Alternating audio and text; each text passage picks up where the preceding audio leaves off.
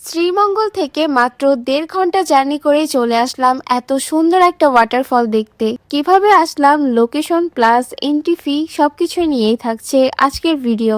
সকালবেলা ঘুম থেকে উঠেই কোনো রকম রেডি হয়ে রওনা দিয়ে দিলাম মাধবকুণ্ড যাওয়ার জন্য। অ্যাজ অলওয়েজ কিছুটা পথ আসার পর আমরা চা ব্রেক নেই, দেন চা খেয়ে আবারও গাড়িতে উঠে যাই। পুরোটা রাস্তা বেশ এনজয় করেছি। রাস্তার দুই পাশে চা বাগান, পাহাড় সবকিছু মিলিয়ে খুবই সুন্দর লাগছিল। আমাদের শ্রীমঙ্গল থেকে মাধবকুণ্ড যেতে প্রায় ১.৫ ঘন্টা লেগেছিল। এছাড়া যেভাবেই যান না কেন ১.৫ থেকে ২ ঘন্টার মধ্যে ইজিলি চলে আসতে পারবেন মাধবকুণ্ড। তো এই তো চলে আসলাম মাধবকুণ্ড।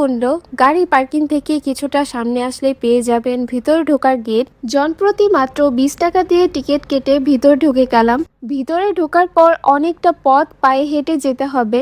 আমি এতটাই এক্সাইটেড ছিলাম আর সবকিছু এতটাই এনজয় করছিলাম যে প্রায় ১ কিলো পায়ে হেঁটেও আমার একটুও খারাপ লাগেনি, এক্সাইটমেন্ট একটুও কমেনি। ভেতরের এই রাস্তার কিছুটা পরপরই এমন ছোট ছোট দোকান দেখতে পারবেন, আর সেখান থেকে আমার ভাই আমার জন্য ঝালমুড়ি নিয়ে আসে।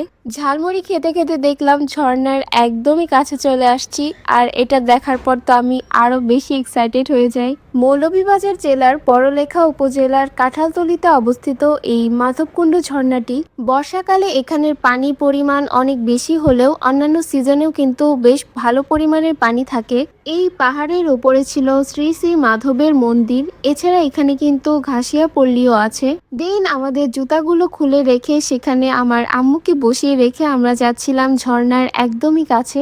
যদিও ঝর্ণার এতটা কাছে আসা একদমই নিরাপদ না, কিন্তু আমরা তো বাঙালি, আমরা তো আসবই। তবে এত কাছ থেকে এত সুন্দর একটা ঝর্ণা দেখতে এতটা স্যাটিসফাইং লাগছিল যেটা বলার মতো না। ফ্যামিলির সাথে যে কোনো ট্রিপ অনেক বেশি এনজয়েবল হয়ে থাকে, আর এটা আমার জন্য ছিল one of the best trip. তারপর আমরা বের হয়ে আশেপাশে ঘুরে দেখছিলাম। এখানে স্থানীয়দের বেশ কয়েকটি দোকানও আছে যেখানে আদিবাসীদের তৈরি শাল, শাড়ি এছাড়া বিভিন্ন ধরনের গহনাও বিক্রি করছিল। তো এই ছিল আমার সিলেটের লাস্ট ঘোরাঘুরি। আপনাদের কাছে কেমন লেগেছে অবশ্যই কমেন্ট করে জানাবেন। সবাইকে আল্লাহ হাফেজ।